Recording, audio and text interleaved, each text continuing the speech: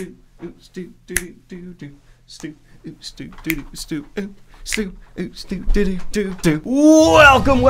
everybody to another episode of Fantasy News. I am your disheveled goblin host, Daniel Greene, and today we actually don't have too much fantasy news to get through, but I do have some interesting stories I would like to give my opinion on, as well as a big old case of I told you so's. So let's go ahead and jump on into the first one here. And that is that George R.R. Martin put up another blog post, and he trolled a little bit. I'm gonna be honest, he titled it Back to Westeros, and I saw a lot of fans be like, back to the book.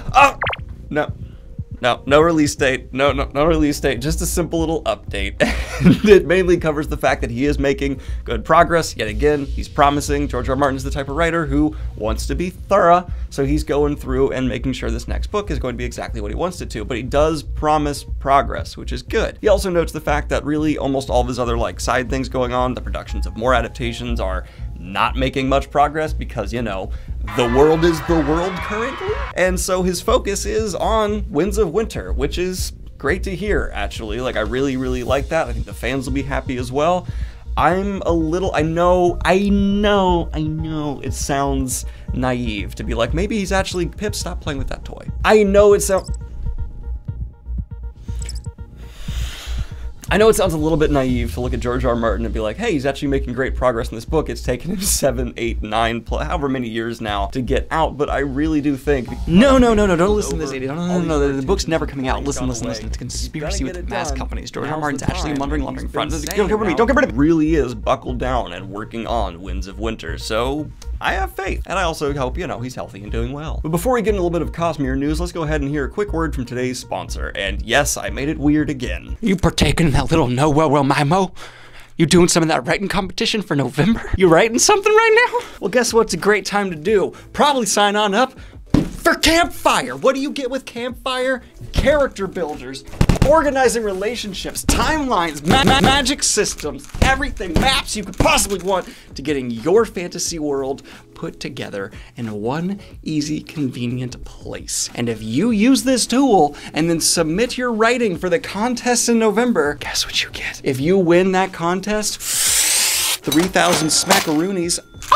So for as little as 50 cents a month, you can get access to the Campfire features you want, or pay a few dollars a month, or there's another option. What? There's a third. Just have a one-time purchase to get the whole thing forever at once, whether it's the base Campfire or the expanded Campfire Blaze. If this interests you, just go ahead and check out the links down below. A lot of people trying to write this month. Why not get a leg up? Or if you don't want to do it, maybe I'll just go a little crazy. If you want to check this out, go ahead and check the link in the description down below, and have a good one, y'all. Peace. Now, it has been confirmed that Brandon Sanderson has plans for a sequel novella to The Emperor's Soul and a sequel novella to Sixth of the Dusk that he has already begun writing, because, you know, he just literally smashes his hands into keyboards and entire novellas and novels and series just pop out right and left. The guy... I don't know how he does it, but this is cool. I already knew about the Emperor's Soul novella sequel, but I did not know about the Sixth of Dusk sequel that he's been apparently already writing. And r/fantasy also put out their list of the top self-pub fantasy books 2020. I'll have that link down below if you'd like to check out some of the indie scene for yourself. Sorry I didn't have this for the official stuff. It's later in the day and I'm already dressed down, but you get it, you get the gist. It's just a fantasy news insert. There's nothing wrong with that. And unfortunately, once again, we have seen the Witcher production halt. This is in response to global spiking COVID cases, which, you know, duh, and apparently they also had a positive case on set with one of the cast, unfortunately. I hope they are doing well. Moving on, there's not much more to cover here. It's just, hey, it's probably gonna result in a delay. Next news. And in a last-minute fantasy news update, and because this is a last-minute fantasy news update, please look into it on your own, because this is, once again, legal implications. Author Joan He is looking to sue her publisher, according to her Twitter, or at least she is one step away, due to the fact that they have failed to pay her for quite some time, and due to this, the rights to her book have reverted back to her. And then on top of that, the publisher Albert Whitman and Company went ahead after she told them, hey, the rights of the book are now back to me due to this lack of payment. They put out a paperback. They put out a paperback after the fact, so that's wow, this is just her side of things. It just came out, and I'm not able to do as much research as I would like here. But good golly, good gosh, this is kind of something that we need to keep an eye on, and I will be keeping you up to date with. And this is where I get to say, hey everybody, I told you so. I was right on the money. Your choice, your squad, your shepherd.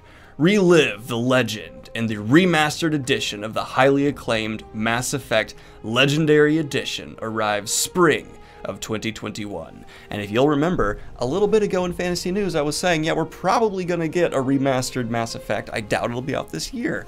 Every word of that statement turned out to be right. Sorry, it just feels good to have something that's like a shot in the dark turn out to be like on the money. I enjoy that. But in even more stupendous, fantastical, I'm excited Mass Effect news, not only are we getting that remastered edition, but apparently also BioWare is releasing an all-new Mass Effect game. Now I know what you are thinking. Yeah, the last two Mass Effect games weren't that great, so this is probably gonna be another dud. But I have hope. This is one of my favorite sci-fi universes ever. The first two Mass Effect games were extraordinary and raised the bar for world building in gaming, for sci-fi in gaming, all kinds of stuff, and character work. I mean, there's still influence from that being felt today. And with next-gen consoles coming around the corner, I could see them being like, hey, we know there's still a massive audience for this franchise, let's do it justice this time around. I know it's BioWare with their new management. It's not looking great. But I am giddy as a schoolgirl, I regret saying that, at the idea of a next-gen Mass Effect game that they really could do well. I think they need to completely rethink how they're going to approach this universe and come up with an all-new story with an entirely new appeal. We can't go back to Commander Shepard, because duh.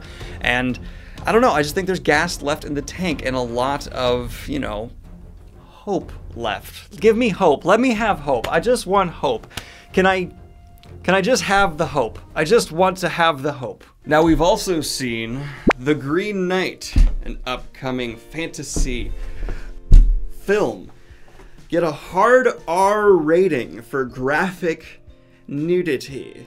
What's that mean? Cut in! Because apparently what I said here actually wasn't accurate after doing some double checking, because I had a little bit of a hint that maybe what I said wasn't 100% true, and it turns out I was wrong. What's actually quote-unquote graphic nudity just means that the actor or actress is fully exposed. It's not implied. It does not mean it has to necessarily be like penis or vagina. It can just be breast, which I find to be strange, and this is also something that's apparently inconsistent in its throwing on from the MPAA. There's just sometimes it's there, sometimes it's not. And I don't really have many feelings about that. I just also believe that it is showing the general trend is correct, that a lot of things are going to be embracing this more adult-focused version of fantasy that Game of Thrones has popularized so extraordinarily within the cultural zeitgeist, as people say. I keep seeing the Green Knight in headlines with highly anticipated, yet I don't know anyone who's really talking about it actively, so I don't know which is actually true, but, you know, adult fantasy is continuing to be one of the mainstays of the genre, and Game of Thrones, I believe, is going to be a part of the fantasy genre that continues on,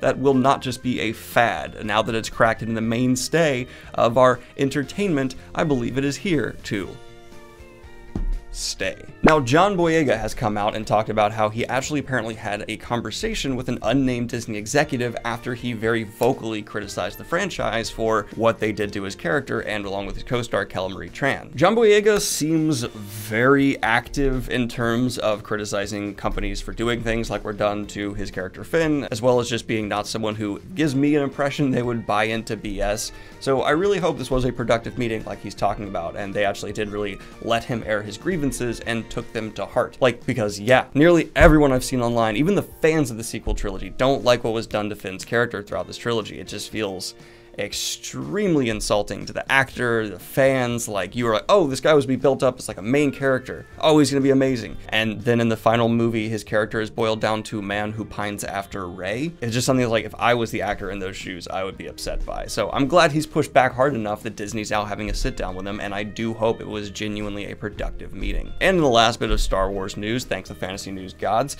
it appears that there has been a Boba Fett spin-off TV show announced, coming off of his recent, I'm not gonna get into it because spoilers, and I'm good. That was genuinely my first reaction when I heard this headline. They were like, Boba Fett, I just not interested. Don't care. Moving on. I'm seeing everyone love season 2 of The Mandalorian so far. Am I the only one who thought episode 1 was the worst episode of the show so far, and episode 2 was just like, okay? I feel like I'm taking crazy pills. And do you like special edition art? Do you like to get some exclusive posters for your Blu-rays? They're not actual posters, they're just like unique, distinct cover art for your Blu-ray. You know what I'm saying, though. Well, in that case, Warner Bros. Is rolling out a super artistic, like limited edition special release line for a bunch of their sci-fi movies. This includes the likes of 2001: A Space Odyssey, Blade Runner, AI, Logan's Run, Forbidden Planet, Interstellar, Inception, Ready Player One, The Matrix, Gravity, Live, Die, Repeat, Cloud Atlas, Pacific Rim. This basically like everything, a lot of sci-fi movies getting this cool, distinct artistic style if you're a Blu-ray collector. And that is all the fantasy news of the day. I'm gonna be honest, it was a pretty light fantasy news week because, you know, I don't think a lot of people want to make big announcements with everything that's going on currently.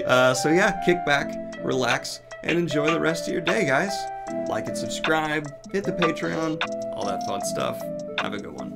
Peace. And of course, I'd like to record a special shout out to my latest high tier patrons, Alex, Scott, and Giuliano Romano. Have a good one, y'all. Peace.